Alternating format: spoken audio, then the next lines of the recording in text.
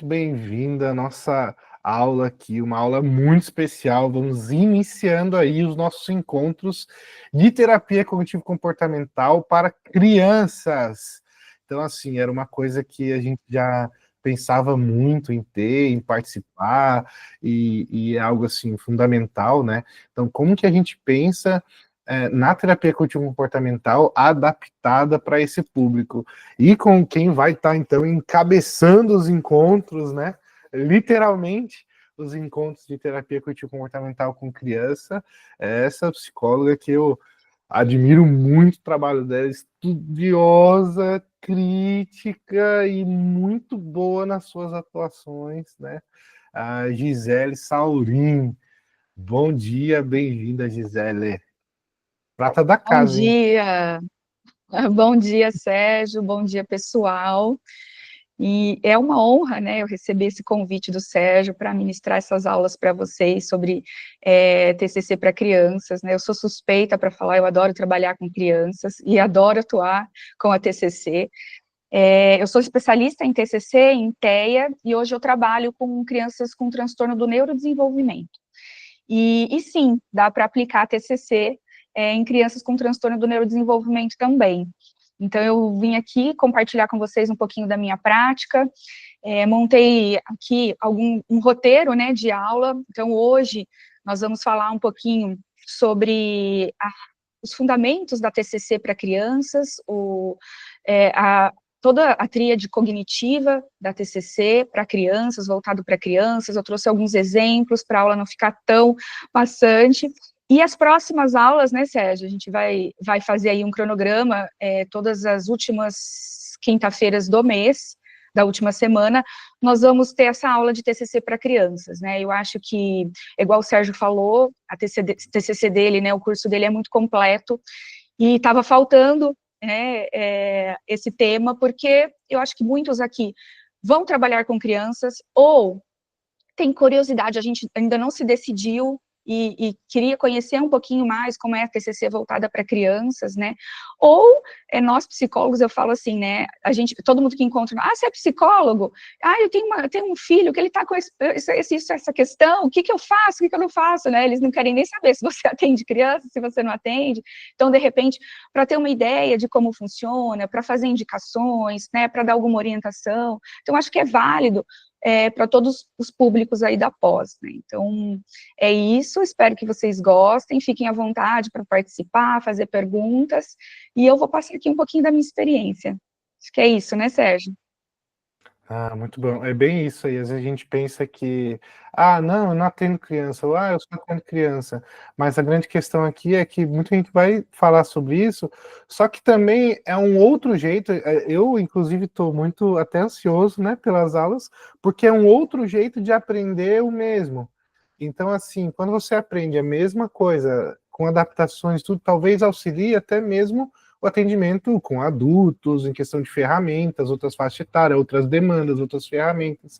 Então, sempre é rico, sempre é enriquecedor. Exatamente. E a gente revisita alguns pontos, né, da TCC, porque, sim, a TCC para crianças, a gente usa os mesmos fundamentos, os mesmos princípios, a gente simplesmente faz uma adaptação. E eu falo assim, né, que para você trabalhar com criança, você precisa ser bastante criativo, porque cada idade vai exigir, né, alguma coisa de você, e você vai ter que adaptar, cada criança tem um jeito único de aprender, então você vai ter que conhecer essa criança para adaptar o seu conhecimento ali, nas suas técnicas que você aprendeu, para brincar com aquela criança, né, porque quando a gente fala de criança, principalmente dependendo da idade, é no brincar que elas vão aprender, né, eu falo assim, a criança, ela não fala, ela não ela vai ser muito difícil dela chegar e contar alguma coisa para você, então é através desse brincar que nós vamos descobrindo os pontos, né, e a gente vai falar aqui um pouquinho sobre isso. Vamos lá? Pode começar, Sérgio? Bora lá, tô até ansioso. É que Tá assim, tá mó aparecendo a tela frio aí para aqui, tô na África do Sul, gente. ele é África do muito Sul. divertido. Como é que você me fala que você ia passar frio na África do Sul? Quando você pensa em Não África, tem você como, pensa em né? calor. Então, meu Verdade. Deus do céu. Estou aqui me esquentando com as TCC para crianças. Legal. Vamos lá. Tá aparecendo a tela aí? Tá sim. Então, os objetivos dessa aula é compreender os fundamentos da TCC infantil, explorar o modelo cognitivo adaptado para crianças, aprender técnicas práticas para avaliação e intervenção e estudar exemplos de formulação de caso e aplicações práticas. Eu não vou entrar muito no fundamentos da TCC, porque nós temos um mestre aqui, né, que deu essa aula para a gente, que sabe muito mais que eu, mas aqui só para a gente revisitar, né, então, a origem e desenvolvimento da TCC, ela surgiu lá em meados de 1960, né, principalmente com os trabalhos aí do famoso Aaron Beck e do Albert Ellis. Mas também, o legal da TCC é que ela sofreu várias influências, né, eu falo legal por quê? Porque eu acho que aí ela ficou mais completa. Eu falei para vocês, né, que eu sou puxa-saco da TCC. Então, a gente teve outras influências, como Pavlov, Skinner, Watts, Bandura, Piaget, enfim. Então, eu acho que todas essas influências, né, acho que deixaram a TCC mais robusta e mais ampla, né. Os princípios básicos, também revisitando aqui, então, os pensamentos influenciam emoções e comportamentos, o foco sempre no presente e nas soluções, abordagem estruturada e colaborativa, e ela é baseada em evidências científicas, né, o que deixa a gente muito mais seguro para a atuação. Aí, a adaptação que eu falei para vocês, né, a adaptação da TCC para crianças, né, então o que muda? Gi, A linguagem, ela... só clica ali Oi? no ocultar, sabe ali, o Meet está compartilhando a tela, tem que clicar em ocultar, isso, estava tampando, aí valeu. Então, a linguagem, ela precisa ser lúdica, né, então, a adaptação dos conceitos com o uso de metáforas, histórias, personagem que façam sentido para a criança, as atividades interativas, que é o uso de jogos, desenhos, atividades práticas, e o envolvimento familiar, né, participação ativa dos pais ou cuidadores, porque aqui, quando a gente vai falar um pouquinho das dificuldades de aplicar lá na frente a TCC, e vocês vão verificar que o envolvimento familiar é muito importante quando a gente fala do tratamento de crianças, né, a gente precisa desse envolvimento familiar para contribuir com o nosso trabalho, para que a gente tenha êxito naquilo que a gente está fazendo. Então, a criança precisa ter essa extensão de tudo que ela aprender, de tudo que a gente fazer no set terapêutico, precisa ter essa extensão para a casa dela. E aí, antes da gente começar falando, né, da TCC em si, prática para atuar em crianças, a gente precisa saber e conhecer as fases do desenvolvimento, né, então, vocês já viram falar que lá cada criança tem seu tempo. Na verdade, isso é uma grande mentira, né, lógico que dentro de tem as características individuais de cada um, mas existem os marcos do desenvolvimento, e a gente precisa respeitar esses marcos, porque para a criança, cada marco é importante, e ela precisa desenvolver nesses marcos temas importantes. Se não tiver acompanhando esses marcos, a gente precisa buscar intervenção, e a gente não precisa buscar um diagnóstico, a gente precisa buscar intervenção, né, porque nem sempre um atraso pode ser um diagnóstico, às vezes não, às vezes ela só está com a dificuldade em determinado estado, determinada, né, intervenção, e aí a gente precisa atuar. Então, assim, de 2 a 4 anos, o que a gente espera dessa criança de 2 a 4 anos? Um pensamento concreto, né, então todas as atividades, brincadeiras que a gente fizer com essa criança precisa ser concreta, não pode nada ficar no abstrato, porque senão ela não vai conseguir acompanhar. O foco, principalmente nesses 2 a 4 anos, é atividades sensoriais e motoras. Então, assim, você vai ler um livro para essa criança, é importante ter aqueles desenhos, aquelas texturas, a criança manusear aquele livro, o brincar, eles estão naquela fase de pular, então, se você tiver um espaço na clínica que você consiga fazer algumas brincadeiras com essa criança, se você não tiver, você pode adaptar, né, hoje tem uma infinita, a gente vai falar de algumas aqui, mas tem infinitas brincadeiras que você pode fazer com essa criança, de jogar bola, até a slime que eles gostam, né, de jogar essa slime, falar uma cor, existem várias intervenções que a gente pode fazer, né. Então, as intervenções aqui de 2 a 4 anos, elas sempre precisam ser baseadas em modelagem e reforço, né, então você apresenta o modelo para essa criança, e aí esse modelo a gente também vai falar aqui, pode ser através de vídeo, pode ser através de simulação, e aí você reforça, se ela conseguiu fazer aquela atividade, você reforça positivamente, e aí também nós vamos falar um pouquinho sobre esses reforços, né, e aí você precisa conhecer essa criança para saber qual reforço funciona para ela, porque cada uma vai ser um reforço diferente, não tem um padrão. Aí depois, quando a gente vai para a idade de 5 a 7 anos, aqui começa o início do pensamento lógico, né? Então, aqui você pode usar algumas metáforas mais simples, mais de fácil compreensão, e eles conseguem identificar as emoções básicas, né? Que é a alegria, tristeza, raiva. Então, você pode trazer isso, a gente vai falar aqui também, de formas lúdicas, para ela entender, tipo, quando ela ficou brava, de repente perdeu um jogo, como que ela lidar com essa emoção, enfim, a gente vai aprender aqui um pouquinho sobre isso. Depois dos 8 aos 11 anos, ela começa já a criar a capacidade de identificar os pensamentos. Então, a compreensão da relação pensamento-sentimento, ela começa a ter uma ideia, né, do que ela está pensando, dessa relação do que ela pensa e do que ela sente. Então, aqui a gente começa as estratégias de autocontrole já.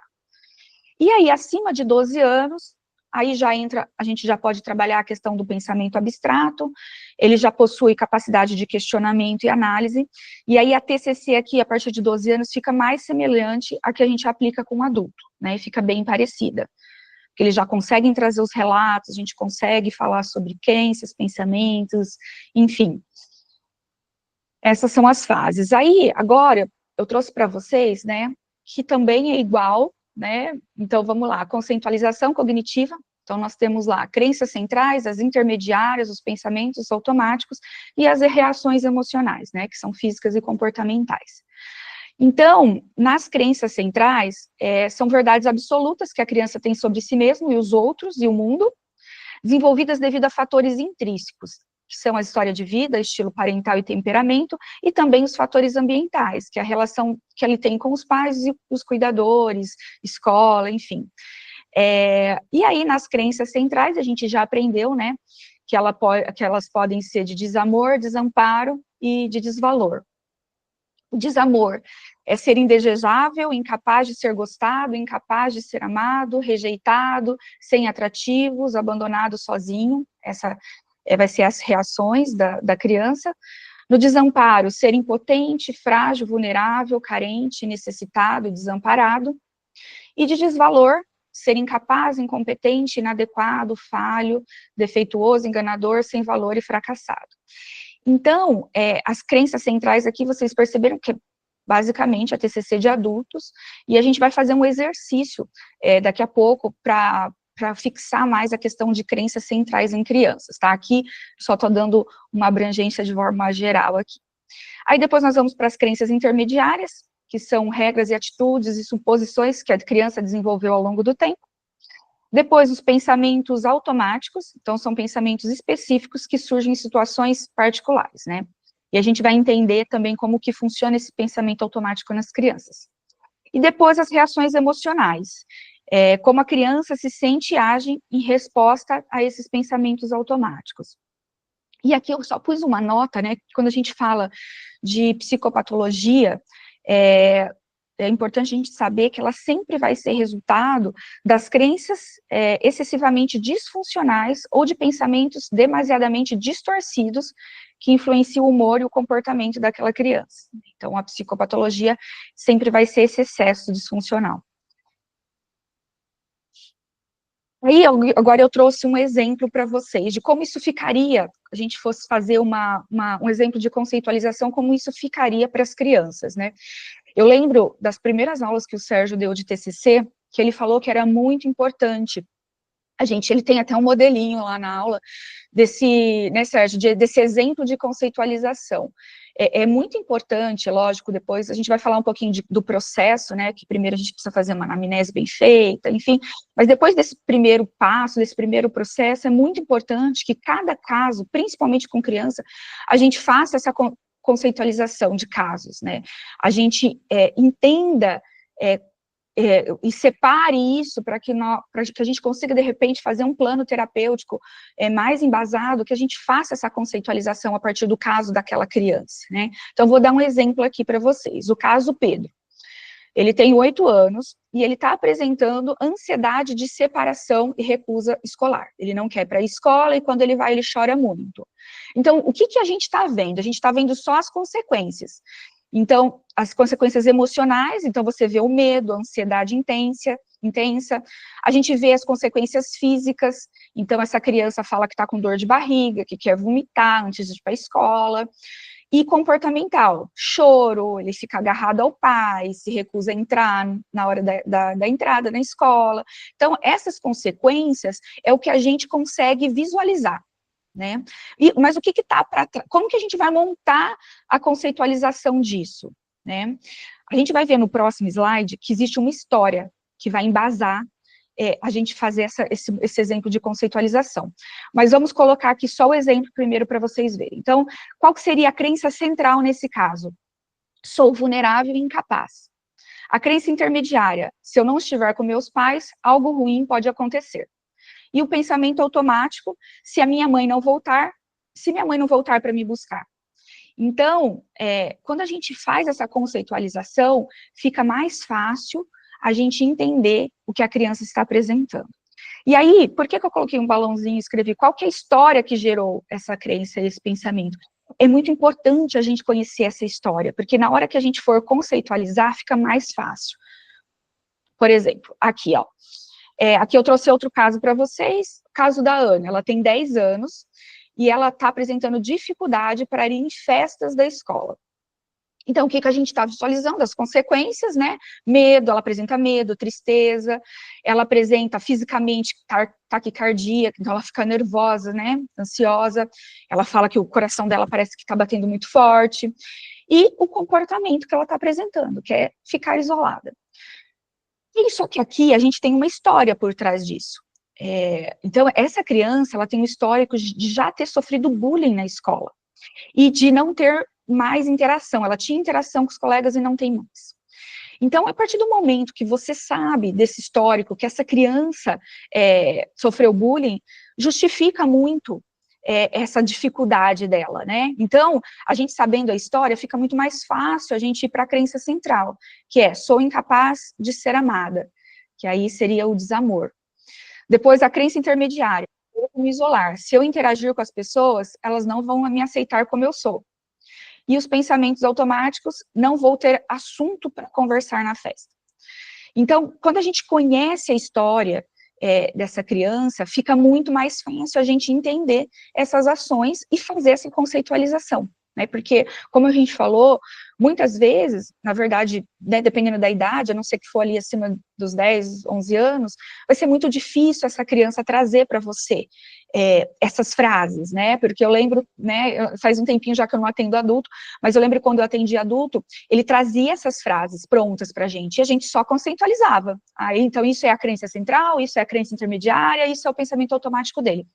O próprio adulto traz essa informação para a gente. No caso da criança, ela não vai trazer essas falas. Então, por isso que eu destaquei ali a história, porque é muito importante que a gente faça essa anamnese, que a gente conheça essa história da criança, que a gente visite a escola, que a gente conheça o contexto, os professores, porque isso vai nos ajudar a fazer essa conceitualização, porque senão fica, com certeza, a criança, para a gente fazer essa conceitualização, é mais difícil, é mais complexo, né? Ficou alguma dúvida aqui? Tá tudo bem? Posso seguir? Esse é o grande desafio, né? Quando a gente, puxa, ela para o adulto, aliás, muitas vezes até função fazer ele falar, ajudar ele a falar, a conceitualizar. E aí parece que na criança ela não traz essa verbalização. Então é muito função nossa de organizar, colocar e pensar em estratégias para ela entrar em contato com eita, é desafiador, É, né. por isso que eu falei, assim, a conceitualização para crianças é ainda mais importante, né, porque a gente precisa organizar esses pensamentos para que a gente possa ajudá-la, para que a gente possa fazer um plano terapêutico. Então, se a gente não tiver essa organização, é muito difícil de conseguir mesmo, porque a criança realmente não vai trazer através de palavras, né, ela vai trazer de outras formas. Então, aqui nós vamos para o modelo cognitivo infantil. Então, só reforçando, né, que o modelo cognitivo não é a situação ou contexto que determina o que as pessoas sentem, mas o modo como elas interpretam e pensam sobre, né. Então, na criança não é diferente. E aí, no modelo cognitivo, a gente tem basicamente aí os pensamentos.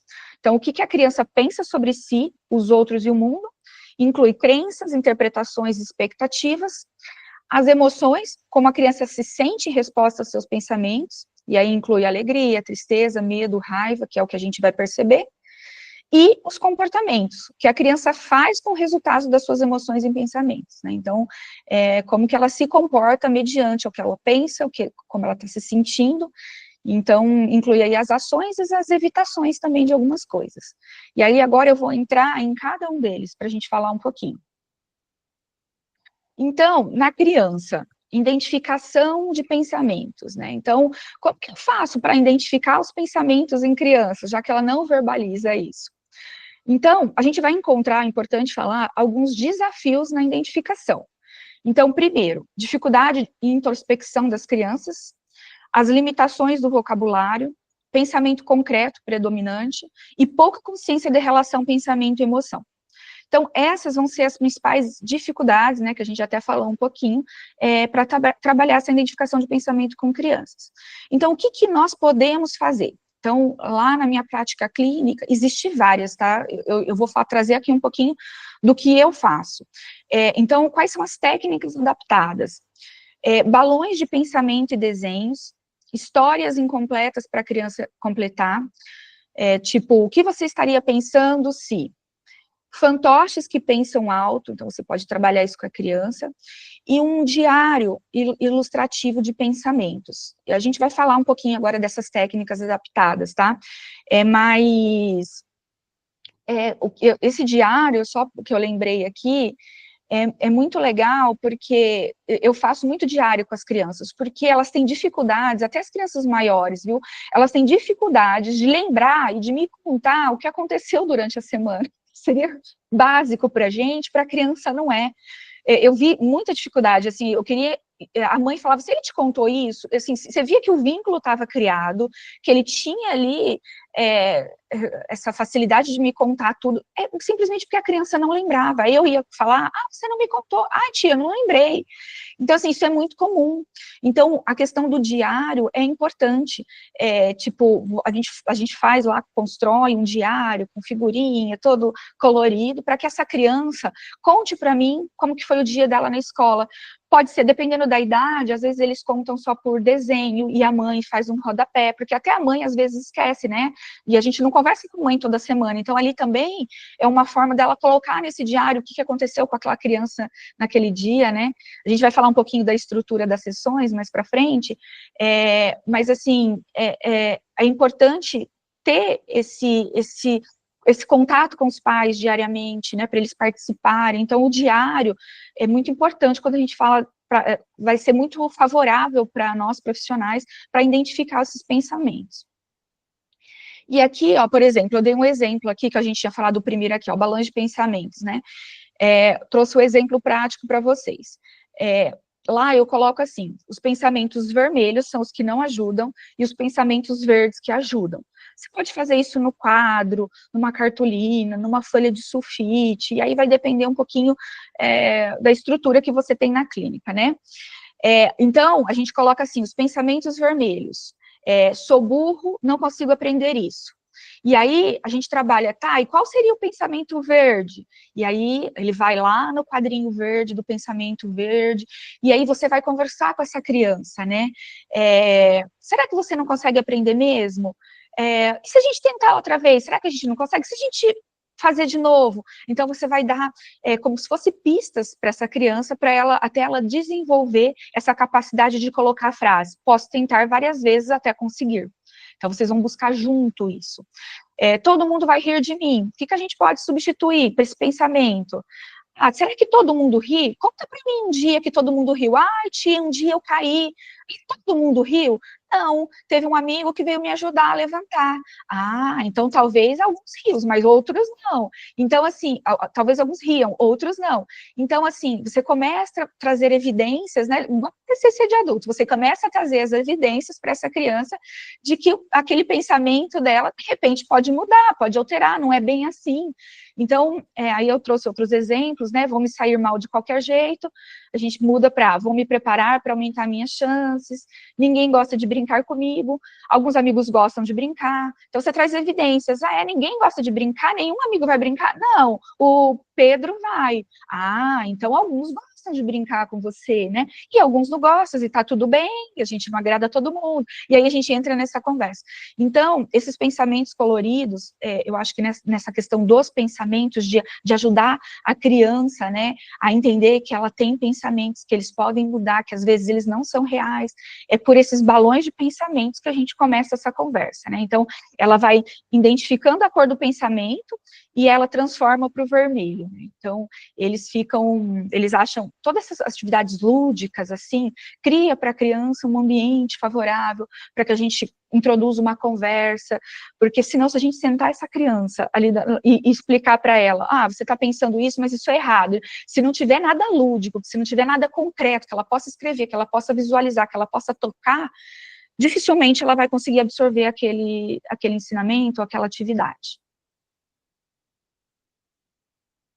Aí, aqui, tem outro exemplo que eu trouxe para vocês, de balões de pensamentos, né? Então, você desenha situações comuns para a criança, né? E coloca um balãozinho vazio, assim, para a criança preencher. Aqui eu trouxe alguns exemplos, por exemplo, criança sendo chamada pela professora, criança vendo os outros brincando, criança enfrentando algum desafio. Você pode trazer também através de figuras, tá? Mas esse aí, no caso, eu faço no tela branca mesmo, coloco a imagem que eu quero e um balão de pensamento para essa criança preencher, né? Então, a criança preenche os balões com os pensamentos ou dos personagens, e aí é a hora que a gente explora, né? Como esse personagem se sente com esse pensamento? O que ele faria se sentisse assim? O que você faria? Existe outro pensamento possível? E aí você também consegue explorar a questão desse pensamento automático, para que ela consiga absorver que às vezes o que ela vai pensar não é real, pode ser modificado, né? Então, é bem legal essas técnicas. Agora a gente vai falar um pouquinho de técnicas para identificação de emoções. Então, o que eu uso lá quando a gente fala de emoções? Eu até trouxe aí para vocês alguns dos brinquedos, esses aí é alguns dos que eu uso, mas existe uma infinidade. Esse da Divertidamente é muito legal, e o quadro das emoções também, é os principais, assim, que eu uso. Então, para a gente identificar a emoção daquela criança, eu costumo, cada criança tem um quadro, né, lá comigo. E aí, toda vez que ela chega na sessão, ela vai colocar, tem uns carinhos, sabe? Eu fiz de imã, assim, mas, enfim, pode ser feito de qualquer forma, né? Eu fiz de imã, ela existe, é um quadro de imã que cada uma tem. Então, quando ela chega na sessão, ela já coloca para mim. Se ela tá feliz, se ela tá triste. E aí, eles já sabem, eles já chegam, já vão lá pegar o imã da carinha e colocar. E aí, eles querem me contar. Você colocou que tá com raiva.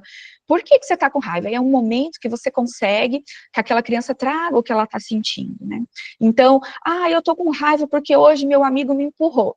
Então, primeira coisa, nós como psicólogos infantis, você sempre valida o sentimento daquela criança, né? Então, você ficou com raiva, você sabia que raiva é uma emoção normal, que todos nós sentimos, e tá tudo bem você ficar com raiva. Mas o que você fez quando esse amigo te bateu? Vamos supor, eu revidei. E aí, esse momento que você vai conversar com ela. Você revidou. Existiam outras opções para você fazer? Não sei. E se você falasse com a professora, não era uma opção? Era. Tá. E se você conversasse com um amigo, perguntar para ele por que ele te empurrou? Também não seria outra opção? Ah, eu não pensei nisso. Então, aí você abre o leque para as crianças, para a criança, né? De outras opções, de outras formas de lidar com essas emoções que são normais. Sempre, primeiro, lembrando que a gente precisa validar, a criança precisa ter espaço para sentir aquela emoção, que é muito importante também. Aí, tem também o mapa corporal, né? Então, lá na clínica onde eu trabalho, existe um corpo desenhado de uma criança, né? E aí ela consegue trazer para mim, por exemplo, ela trouxe a carinha lá que ela estava com raiva. Aí eu falava assim, você está com raiva. E o que você está sentindo? Quando você está com raiva, o que você sente? Aí eu fico vermelha. Tem pessoas que falam, eu fico vermelha. E aonde que você sente que você fica vermelha? No rosto, parece que está queimando o meu rosto. Aí ela vai lá e coloca o cartão. Então coloca para mim no lugar, onde no seu corpo que aparece essa emoção. Aí ela vai lá e coloca no rosto. Ou tem alguns que falam assim, me dá dor na barriga, eu fico com vontade de vomitar. Aí ela coloca na barriga. Então, esse mapa corporal, para ela indicar essa emoção fisicamente, onde ela sente, também é importante para ela começar a identificar. Depois, os jogos das emoções, né? Aqui, dado com emoções diferentes, onde a criança conta situações em que sentiu cada uma delas. Aqui eu trabalho mais essa questão dos jogos, né? Então, ali, ó, nesses jogos das emoções, tem as carinhas para a gente colocar. Nesse da Divertidamente, você roda um tabuleiro, tipo, por exemplo, cai no raiva, e aí ela tem que achar, tem as cartinhas, ela tem que achar dentro, qual emoção que está ali no personagem que corresponde à raiva. Então, também ajuda muito para ela identificar essa emoção. E aí, tem o termômetro emocional. Isso aqui também, esse termômetro, eu tenho lá, mas existe na internet para comprar, a gente pode fazer, né? É uma escala de 0 a 10, que você coloca, que a criança coloca. Então você chegou com raiva. Tá, e você acha que você tá com muita raiva, pouca raiva, média raiva, coloca no termômetro para tia qual que é, a intensidade dessa raiva. E aí ela vai lá e coloca. Ela coloca bem alto. Nossa, você tá com muita raiva. Então, é uma raiva grande, né? Você fala na linguagem da criança, para que ela entenda também a dimensão dessa raiva, né? Ou ela chega e fala assim, só deu um pouquinho porque passou rápido. Então passou rápido, então foi uma raiva, vamos colocar aqui no 2, no 3. Então, todas essas técnicas ajudam para identificar essas emoções, já que a gente falou que a criança não vai trazer, de repente, isso na íntegra. Agora aqui, né, a gente falou, então, dos pensamentos, a gente falou das emoções, e agora a gente vai falar dos comportamentos. Então, aqui, algumas sugestões também para a gente trabalhar os comportamentos. Tem uma questão que chama economia de fichas, né? Então, é um sistema de recompensa onde a criança ganha estrelas ou adesivos por comportamentos desejados que podem ser trocados por privilégios. Aqui, eu vou falar com ele um pouquinho mais para frente, mas aqui existe, às vezes, um debate, né? Isso é você comprar a criança, né? Você vai... Na verdade, se a gente for olhar, né, todos nós somos comprados, né, em aspas aí, né? Então, ou seja, quando a gente trabalha porque a gente gosta muito e a gente vai se sentir bem fazendo aquilo, ou a gente trabalha pelo dinheiro. Então, todos nós somos movidos por esse sistema de troca, de recompensa. E para a criança não é diferente, né? Ela está em fase de desenvolvimento que ela precisa de estímulos para a gente reforçar esses comportamentos positivos. E cada criança vai ter uma forma, né? Algumas você só sorrindo já está ok, outras você vai ter que vibrar, bater palma, outras você vai ter que combinar.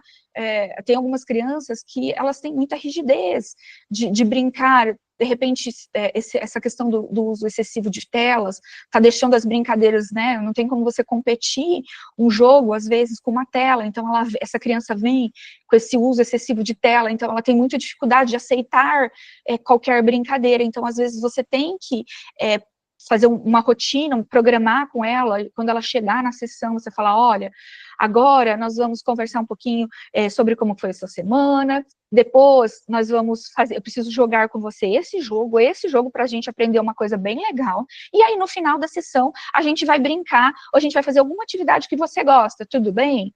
Então, assim, essas trocas, esses reforçadores, às vezes é necessário, vai depender muito da criança. Aí a gente tem, aí eu vou falar um pouquinho mais como que funciona essa economia das fichas no próximo slide, tá? Aí nós temos a modelagem gradual, né, reforço de aproximações sucessivas do comportamento, né, então a criança, às vezes, você quer, ela tá gerando um comportamento, você quer um totalmente diferente, a gente precisa ir com a criança de forma gradual, né, aos poucos, né, sucessivamente, mostrando para elas essas etapas. Depois, nós temos os contratos comportamentais, né, e aí esses acordos normalmente é feito com os pais, né, que é aquilo que eu falei, que a gente vai definir os comportamentos, as metas, as consequências, e é importante que a gente trabalhar no set terapêutico, os pais trabalham em casa, para que isso seja um reforçador realmente positivo, e que isso traga de uma forma um pouco mais rápida o que a gente precisa, né, o comportamento que a gente, de repente, precisa alterar, modificar. E, por último, a modelação. Então, demonstração do comportamento adequado por meio de bonecos, vídeos, histórias. Então, essa semana, por exemplo, tem um paciente meu que os amigos começaram a falar, você é autista, você é autista. E aí a mãe ficou preocupada, porque ele não tinha questionado ainda, mas ele tem 6 anos, e ela falou assim, Gisele, eu acho que ele vai ficar, tipo, não entendendo, quando as crianças falarem, eu quero que você introduza esse assunto com ele, né, olha, de que ele é autista, como isso funciona. Então, a modelação, para começar essa conversa, eu comecei com vídeos sobre o autismo, então levei para essa criança. Tem o André, não sei se vocês conhecem, é um personagem da Turma da Mônica, né, que ele é autista. Então eu trouxe um vídeo do André, que falava que, eu sou autista, mas eu sou legal, eu posso brincar de outras coisas, eu sou, sabe, trazia uma visão bem lúdica do autismo. Depois a gente leu alguns livros, aí depois eu me certifiquei que essa criança entendeu o que era autismo, o que é, e ela repetia comigo, é uma forma diferente de ver o mundo, mas o autista é legal, né, porque nessa fase, quando ele é com 6 anos, a gente precisa fortalecer essa autoestima, né, nesse momento eu não vou mostrar os pós, né, quais as dificuldades que ele vai encontrar sendo autista, ainda não é o momento, isso a gente vai fazer lá por volta dos 12 anos, por enquanto, eu preciso encorajar e eu preciso aumentar essa autoestima dessa criança, né, e ela precisa ter um olhar do autismo, pelo menos agora inicial, que tá tudo bem ser diferente, tá tudo bem ser daquele jeitinho que ela é, então a gente vai trazer livros, a gente vai trazer histórias, aí quando eu me certifiquei que ele tinha entendido, aí sim, a gente entrou no assunto, e eu falei, e você sabia que você é autista, né, assim, de uma forma, no meio de uma brincadeira, aí ele virou, ele falou, eu sou?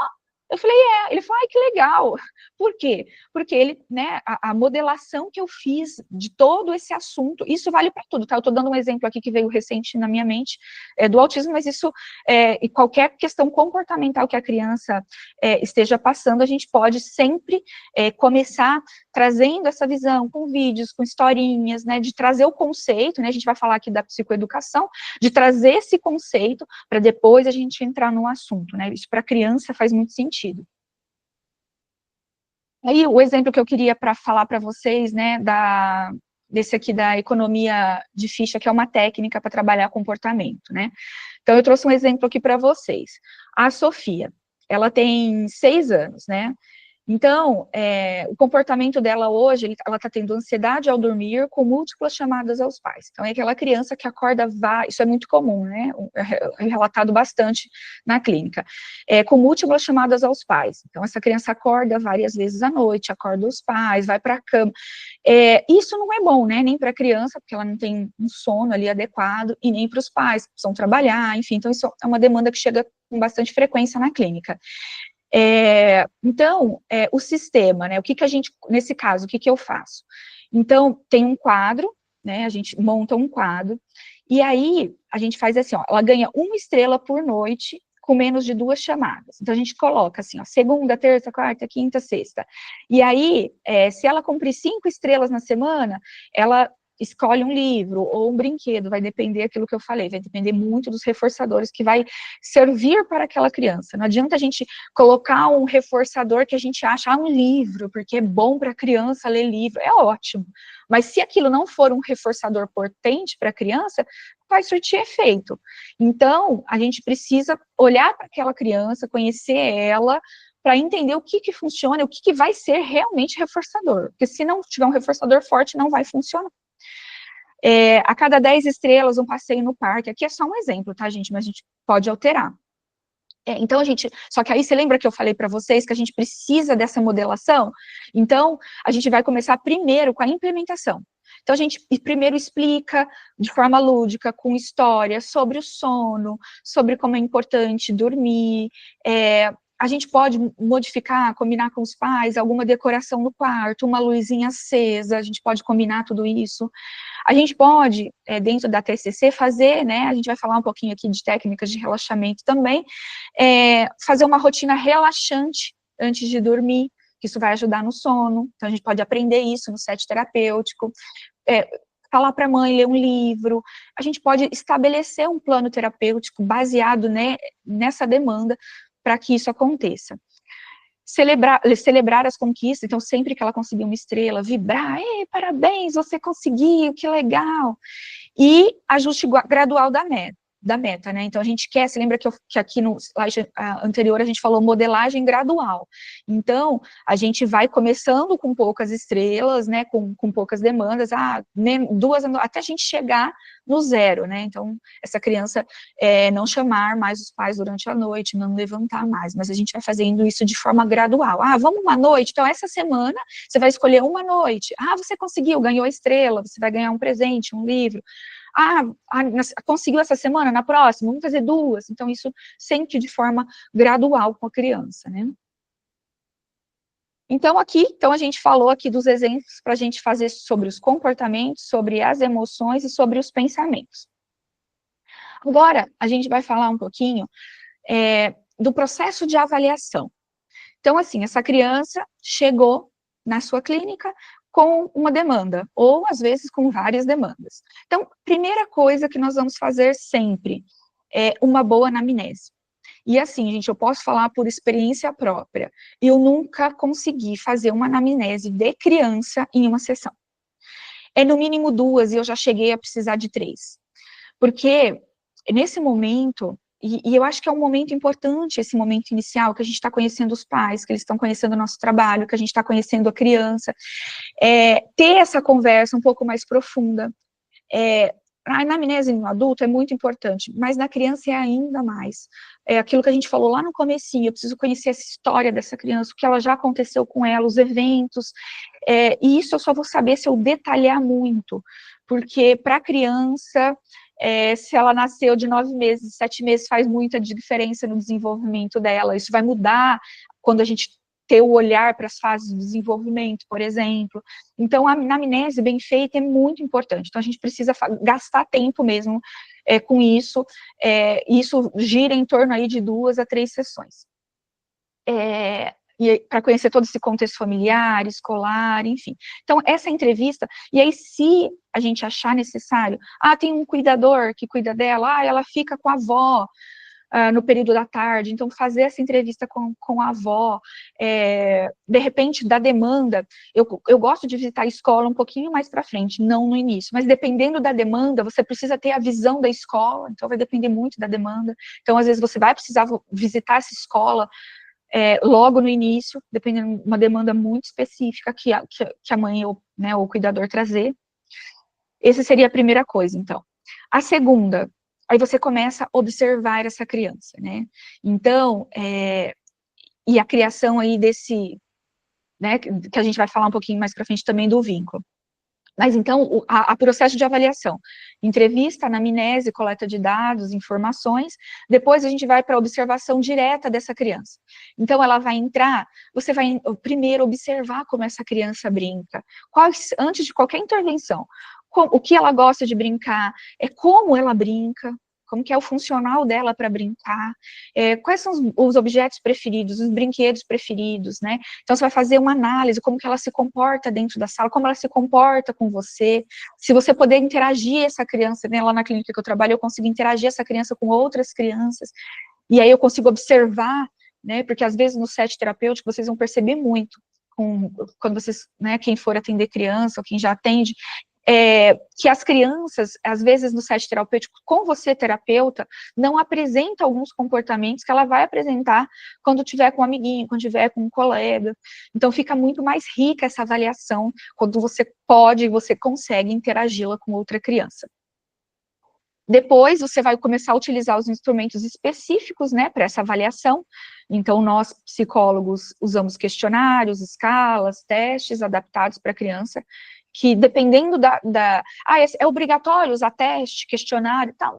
Não é obrigatório, vai depender muito da demanda, vai depender muito da criança, né, mas assim, a gente precisa saber que o processo é esse, a entrevista, a observação, usar instrumentos, né, e aí depois o automonitoramento, né, então você está fazendo nas primeiras sessões, você vai avaliar aquela criança, né, sempre nós fazemos a avaliação dessa criança, por isso que eu trouxe o processo de avaliação, porque esses pais, esses cuidadores, chegaram com a criança ou com a demanda, a primeira coisa que você vai fazer é a avaliação, para ver se aquilo que você observa, aquilo que você testou, aquilo que bate com o que os pais, os cuidadores trazem, por onde você vai começar, se realmente confere aquilo que foi trazido para você. Então, a primeira coisa que nós vamos fazer é essa avaliação, e ela contempla esses 4 passos, né, e o último aí é o automonitoramento adaptado, né, então, o uso de diários, desenho, fichas para registro. Né, e aí cada um vai ter o seu, né, o Sérgio trouxe aí para a gente alguns modelos também, de anamnese, dessas fichas de registro, né, lembrando que o psicólogo precisa, o Sérgio é da área da tecnologia, né, Sérgio? Ele fala assim, ó, não faça em papéis, por favor, faça isso de forma eletrônica, porque a gente precisa guardar isso por 5 anos, né, então, é nossa obrigação, então, esse registro de todo o processo, desde a anamnese até a, né, avaliação e depois tudo que você vai intervir com essa criança precisa estar registrado. E papel zero. E aqui é importante, gente, vocês precisam, é que assim, ó, não sei, tá, eu vou falar a minha experiência, porque às vezes eu acho que é só comigo, né, mas assim, quando eu me formei e comecei a atender crianças, eu tinha uma dificuldade, tem alguns materiais, por exemplo, para criança, que, tipo, a gente não viu quando eu fiz a TCC de adultos, né, que é, por exemplo, uma autorização para você atender um menor de 18 anos.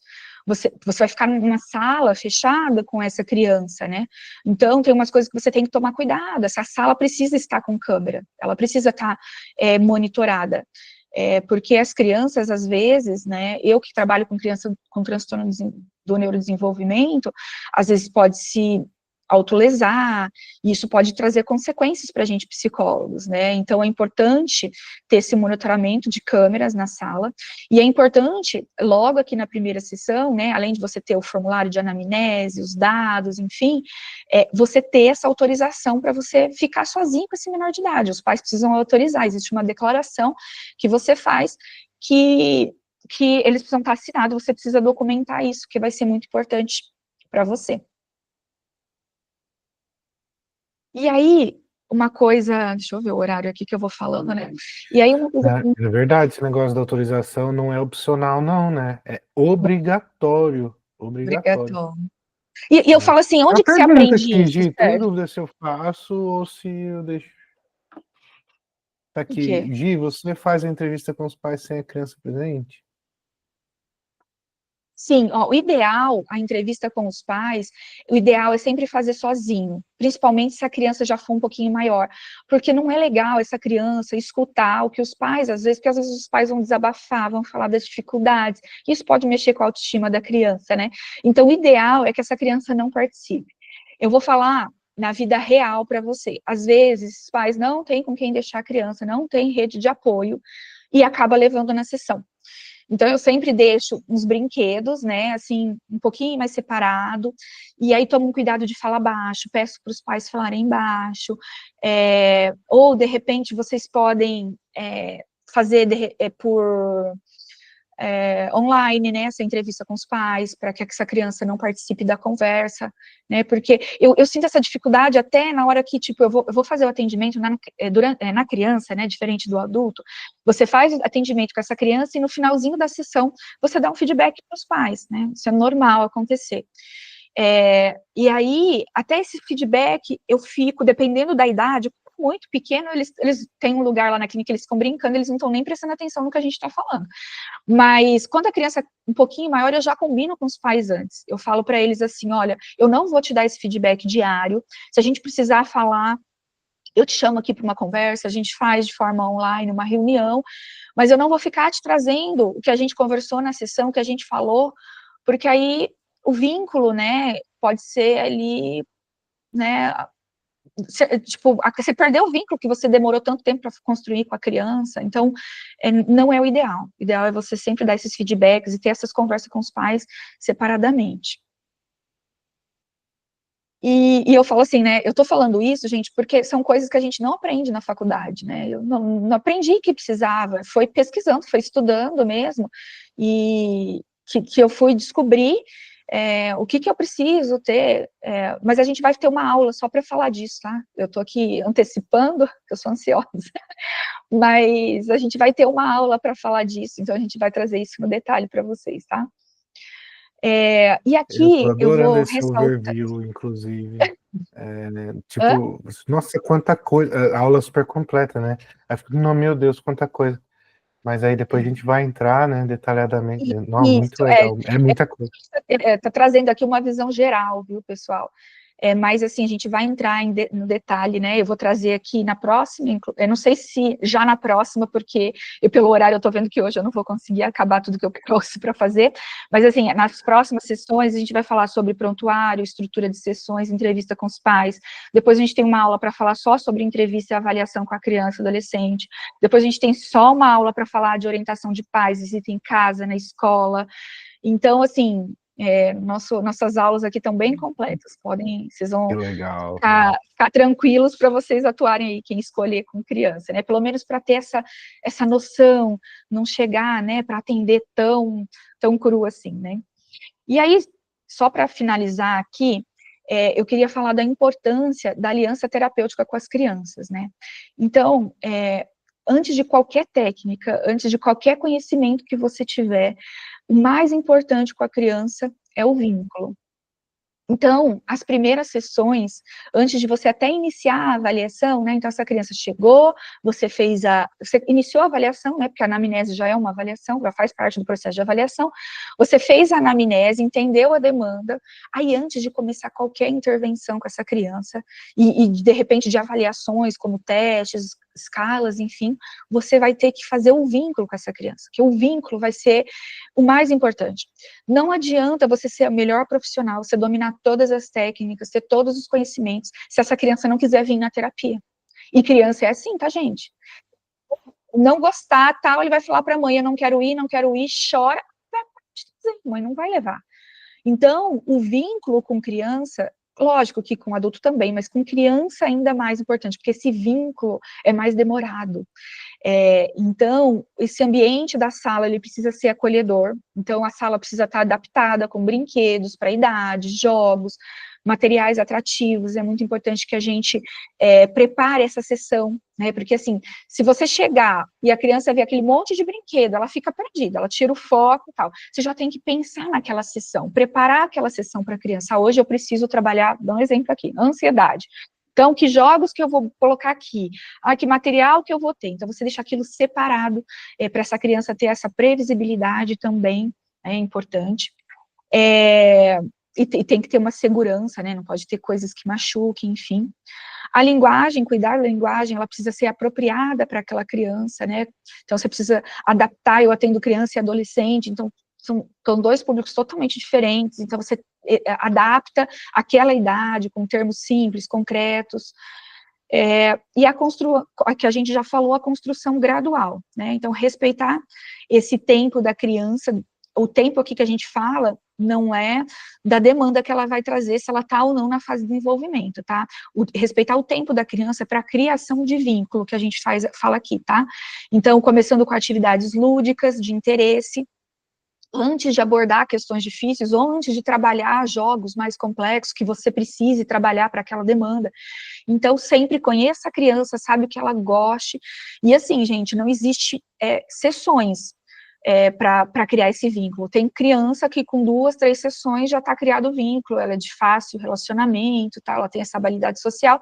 Tem crianças que eu já demorei 15 sessões para criar um vínculo com a criança. Então, é uma criança que tinha um mutismo seletivo, né, então ela só fala com algumas pessoas, com uma... enfim, e eu demorei 15 sessões para criar um vínculo, para que essa criança conseguisse falar comigo, expressar alguma coisa. Então, assim, vai depender muito da demanda, vai depender muito da criança, então não tem tempo para esse vínculo. Mas, assim, não fiquem preocupados e deixem os pais muito... A gente vai falar disso, sobre do que falar com os pais, esses combinados tem que ser tudo feito na primeira sessão, de você falar para o pai, ó, as primeiras sessões eu vou trabalhar vínculo, eu vou trabalhar coisa, porque essa criança vai chegar para o pai e vai falar, e às vezes o pai vai falar assim, mas você está indo lá só a brincar, você está indo lá só... né, enfim, então é importante que você deixe claro para esses pais, parece óbvio, mas não é, viu, gente, falar com esses pais, ó, as primeiras sessões eu vou trabalhar o vínculo, eu não vou trabalhar a demanda que você trouxe, eu preciso que essa criança goste de mim, eu preciso que ela se sinta confiante para falar as coisas para mim, então a gente vai criar todo esse vínculo só para depois, e eu não sei quanto tempo vai demorar, eu vou te falando, mas só depois eu começo com as intervenções realmente ditas, né, então, só para deixar claro aqui a importância do vínculo com as crianças. E aí eu vou finalizar, que eu acho que acabou o nosso horário, e aí na próxima aula eu vou trazer aqui para vocês as técnicas, a gente vai falar um pouquinho das técnicas da TCC mais utilizadas em criança. Vocês lá, reestruturação cognitiva, como que eu adapto isso para a criança? Como que eu utilizo essa técnica da TCC em crianças? E cada uma delas a gente vai falar de algumas aqui. E é isso, pessoal, obrigada. Meu Deus, tem até comentários aqui, ó. Estou amando a aula. Até agora não encontrei nada tão bom sobre TCC infantil. Sua didática incrível, tá no mesmo nível, até acima das aulas do plano. Não sei. Agora, olha que eu amo as aulas, hein? Digo isso porque eu quero me especializar na aula infantil juvenil. Legal. Maravilhosa aula aqui, o Júnior falando. A Maricia até levantou a mão, quer falar. Fala aí. Carolina, a aula tá tão boa que eu queria até ter mais tempo. Sensacional. Oh, meu Deus, hein? De atender criança. Você já quer atender criança, Marici? Eu quero. Que bom. Eu tentei trazer um pouquinho da prática, né? Porque, não sei, eu já participei de alguns cursos, tal, eu ficava muito na teoria. Aí falava assim, tá, identificação de pensamento, você faz isso, tá, mas como eu faço isso em criança? Me dá um exemplo, como eu ficava muito, eu senti muita falta disso nos cursos que eu fazia, assim, era muito teórico, e e como que eu vou identificar a emoção? E como que eu vou, né? Então, assim, por isso que eu quis trazer, não sei se vocês gostaram, mas, assim, coisas mais que você vai usar, que realmente é o seu dia a dia, né? O que vai fazer sentido naquele momento. Que demais, que legal, Fala, Júnior. que legal. Falei daqui, parabéns, Vi, amei. Maravilhoso. Obrigada, Júnior. Uma luz acesa. Obrigada. É verdade, viu? É verdade. Hoje eu tentei daqui tirar o seu compartilhamento de tela, não consegui, não. Deixa eu só você que consegue. Aê! Bom, gente, 9 pontos, a gente se vê, então. Últimas quintas, então, serão quintas de atendimento de TCC para criança. Então, já coloca aí para você não perder. A gente se vê no próximo encontro, na próxima ocasião. Gisele, eu não esperava menos de você. Obrigada pela oportunidade. Gisele é incrível, de novo, gente. Obrigada mesmo por confiar no meu trabalho e por sempre, eu falo assim, sempre me forçar a ir além dos meus limites, né? Eu sou suspeita. Meu Deus. De você sempre faz isso, eu adoro. Obrigada, viu? Beijão, gente. A gente se vê. Até. Tchau. Com licença.